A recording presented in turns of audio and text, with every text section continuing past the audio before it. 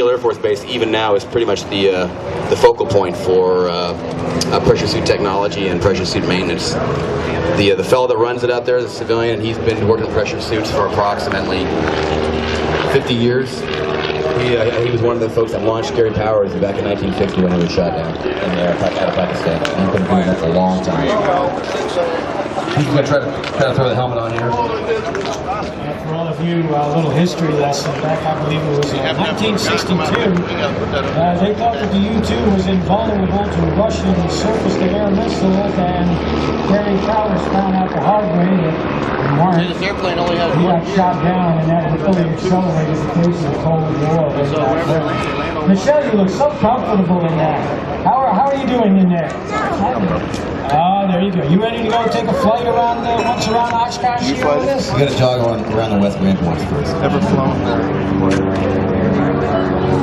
From what I understand, you've got to be able to jog a couple of miles into this aircraft. Actually, we got to walk over to the side there. Maybe Cabby, bring her over there so she can show the crowd over there, and we'll get her out of that thing before she melts. Watch your head. Watch your head. My flight over here was only about 4 hours, pretty much a hop, skip, and a jump for us. Our operational missions were flying, depending on the location, depending on the nature of the mission. 6 hours is considered a short mission for us. The stuff we're flying over in the Middle East, 10 and a half, 11-hour missions. The longest I've ever flown was 12.1. So you can stay up there a long time. The plane will go 14 hours, 7,000 miles. It carries less than 3,000 gallons of fuel, so it's very, very fuel efficient once it gets to altitude. In fact, the fuel flow at your max range cruise power setting is about what it is in idle on the ground at sea level. Wow, that's pretty intense. So you're up there for 14 hours. You have no mid-air refueling capabilities on this airplane, do you? The pilot union will not allow a mid-air refueling system. Okay. 14 hours is long enough. 14 hours, yeah, that is a long mission. If you just can't get up, you're strapped into that seat. You're literally a part of the airplane for those 14 hours. You really are. You have about 12 or 13 connections on you. You see the cockpit. That's all there is, folks. Your elbows. I put my elbows up on the side of the canopy rail, and I kind of get settled in my happy spot. And you're in that suit. If you start moving around a whole lot, you generate heat. It'd be like walking around here in a scuba suit. You try to minimize your movements. The more you move around too, you get very active in the cockpit. You generate. You can really put yourself at risk for the.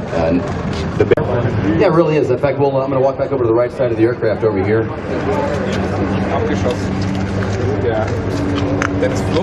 Over here on the right side of the aircraft. How many folks, with a show of hands, you guys want to swing on around over here to the right? You let the herd move over here.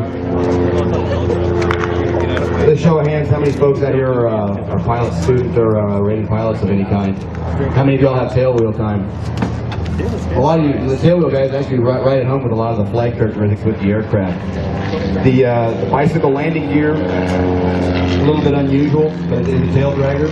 We have the orange outrigger wheels on each side. And when you take off, the wings will actually flex up a number of feet. Right now there's no lift being produced. They'll flex up in the air, those outrigger wheels fall off, and you're off to the races. 9 hours later, when you come back to land, you're landing a motorcycle with a 104-foot wingspan. There's no outrigger wheels to take care of you. But like in most aircraft, you want to land on center line, no drift, no crab. So just like you land a cub or anything else, you want to kick the crab out and use your low wing to control the drift and put it down. We like to land a tail wheel first, because if you're going fast, the plane's actually a little bit nose down. If you're fast, you hit it, you're just going to hit the main gear and get into a porpoise on the runway. So we bring it down to about 1 to 2 feet off the ground to give you an idea that the main wheel is about 2 feet in diameter. 1 to 2 feet off the ground, hold there, hold there, hold there. Let the plane do a full stall on the tail wheel, and now the fun begins. That yoke comes all the way out to drive that tail wheel into the concrete, so you got your steering, it's on the tail wheel. You've got to keep flying the wing, you can't give up, you keep flying the wing to keep the wheels level, keep the wings level, and if you're not in the center line, you get back in the center line, because most of the places we operate out of are 140 to 150 foot wide runways with obstacles on the outside. You're only about 20 feet from your wingtip turn something off. It's a real handful to fly. It's a real handful below 10 feet, but it's a real fun airplane. Those of y'all that have tail wheel time, you would absolutely love it. One of the other interesting facets of this airplane, and I always ask this, but you got an ejection seat in this, correct? We sure do. There is an ejection seat. Do you have any altitude restrictions on ejecting from the airplane? No, oddly enough, we don't. The seat's a Lockheed seat. It was only it's only found in the U-2, the SR-71 when it was there, and NASA flew this seat on the first 4 flights of the space shuttle. With the seat, but along with the pressure suit, you could eject at any altitude if required. We would want to write it down lower if we had to get out. The plane was coming apart, but if we had to get out, we could. There's actually to give you an idea of how much protection a suit gives you, back many years ago, there was an SR-71 that broke apart at Mach 3. One of the crew members was thrown out of the aircraft at Mach 3. The chute activated. He went out and free fell down to 15,000 feet, got a chute, was unconscious the whole time, he lived. So the suit gives you a great deal of blast protection, a great deal of all kinds of protection. I was going to say, if you had to punch out of this thing at 70,000 feet, that's got to be a wild ride. It's a good free fall. You're gonna be logging. You're gonna pull out and smoke a lucky while you're in the free fall. Now you're up very high on this airplane. One of the questions that I have, there's your outrigger wheel. Yeah. This is what you would be using for your takeoffs. Yes, sir, that's correct. And once you generate enough lift on the wing, that outrigger will fall off. Yeah, I don't know how heavy the wing is right now, but give you an idea, just with what little I can do, see how much lift we can get on this. The wing's really flexible. You put 40,000 pounds on that wing's going to lift way up there. Well, now, when you're up there at high altitude flying your mission, you're in rare air up there. I'm curious, can you see the curvature of the Earth from that altitude? When you get through 70,000 feet, it breaks out just a little bit. The photos tend to show a little bit more than there actually is, but what's really amazing is the sky. You look at it and you get the light blue, darker, not quite a black, but just this really, really dark indigo, almost black, and it's absolutely stunning. On a clear day, I had a clear day flying back in '98. It was my mom's birthday in '98. I was flying over Lake Tahoe, and I could see Mount Rainier up in Seattle. And I could look all the way down the mountains around LA, and the Farallon Islands off the coast of San Francisco were, it felt like I threw a rock on them. It was unbelievable visibility. Geez, I hope you got a picture of that. It didn't have a camera. Well, I'm curious now, what kind of reconnaissance equipment is on this aircraft? Well, the aircraft, designed in '55, the big wing version as we see now, this is called the S model, the R and the S model. They increased the size of the aircraft by about 35% in the '60s. Any aircraft flying now is the big wing. Anything you see in a museum is the small wing, the old C model. They increased the size of the aircraft to carry more payload. It's all about getting payload up to altitude when it comes to reconnaissance, and this kind of reconnaissance. So although the design is old, the plane gets everything up there very, very high, and the stuff that goes in these pods and in that nose there are state of the art. And the nose we have on this aircraft today is called ASARS, Advanced Synthetic Aperture Radar. In essence, it is a radar that takes a picture. You can side look and take a picture for many, many miles. And since it's the radar, day, night, clouds doesn't affect it. We do 24/7 coverage with it. In the pods, taking a whole lot of detail on the pod, with a number of black boxes on the aircraft. If we had the aircraft fully configured for an operational story, you'd see a number of antennas hanging off the belly of the pod to the belly of the aircraft. And those antennas are doing their job in the SIGINT area, Signals Intelligence area. So you combine the looking and the hearing, well, you've got yourself a pretty dynamic package when it comes to intelligence, surveillance, reconnaissance, or ISR, as we say. So after you get out of this airplane, after 14 hours, pretty much, what do you do after that? Are you involved in any kind of mission debriefs or anything like that? If we're in any kind of mission, sure, we'll come down and anything we'll get with the intel folks. Anything we saw, heard, or have to debrief problems with the aircraft, we work with the maintenance guys. You know, let them know what's wrong with the aircraft, any gripes, or if it was a good aircraft. It's fairly minimal. We're working.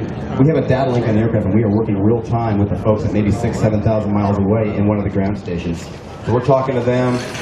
They're working with the guys at the ground that are fighting the enemy, or if we're just doing some kind of a look at a particular area. So usually the feedback is almost instantaneous. It's very, very little we have to debrief after the flight that's happening real time in flight. That's neat. That's, once again, the miracle of modern digital technology and satellite communication and everything. That's pretty wild. It is. And realize, everybody thinks of the U-2 as being a wet film aircraft. We have a camera slung below the belly, which we can do. We would put the camera right down in this section right here, and with a glass panel, and shoot a lot of, we'd fly over the target and shoot it. But now that we've gone to electro-optical TV cameras and the synthetic aperture radar, we can stand off to the side a long way. Don't have to fly over the target anymore. We can stand away from the threat ring or out of international airspace. And the other beauty of that is that that's all, if you're able to make that digital capable, we can beam that stuff through the satellite network, and a guy 7,000 miles away at Beale Air Force Base is looking at what I'm taking on the spot. So the guy who's flying over Afghanistan as we speak is speaking and showing the guys at Beale 7,000 miles away what he's looking at. It's pretty cool stuff. So you're able to do any kind of surveillance in any weather, any time, and get it real time to those people who need it with a minimal delay. That's the truth. That is it. That's what makes this aircraft so effective. That's interesting to say the least. Well, ladies and gentlemen, I think we're going to wrap this up. You've been talking to Lieutenant Colonel John Huggins, call sign Huggy. We have the Lockheed U-2, the Dragon Lady as they call it.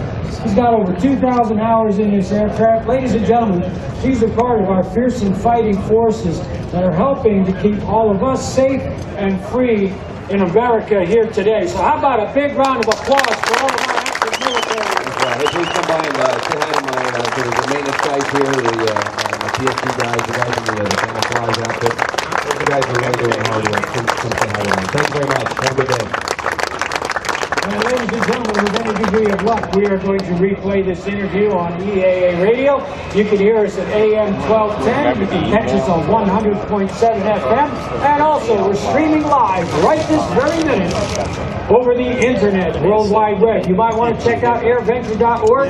We are working on podcasts. So hang in there. I'm hoping we'll get them up shortly after the show. If not, come back next year. We'll do it all over again. Anyway, have a great day in Oshkosh. Thank you, ladies and gentlemen. Oops,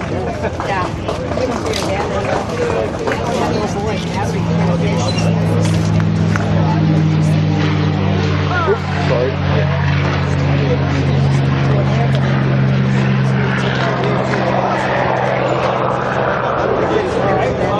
Probably set something up in the code, but it'll have to be today.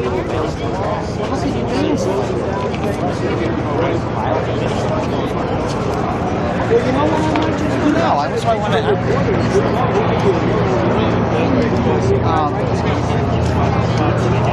Now it's a little like landing a sailplane.